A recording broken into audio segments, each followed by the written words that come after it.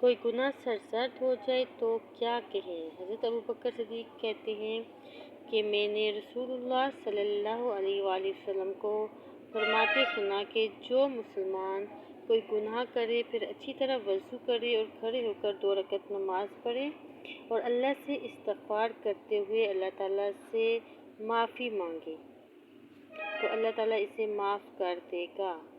پھر آپ نے یہ آیت پڑھی، وَالَّذِينَ إِذَا فَعَلُوا فَاحِشَةً أَوْ ظَلَمُوا أَنفُسَهُمْ ذَكَرُوا اللَّهَ، اور وہ لوگ جو جب کوئی بے حیائی کرتے ہیں یا اپنی جانوں پر ظلم کر بیٹھتے ہیں تو اللہ کا ذکر کرتے ہیں۔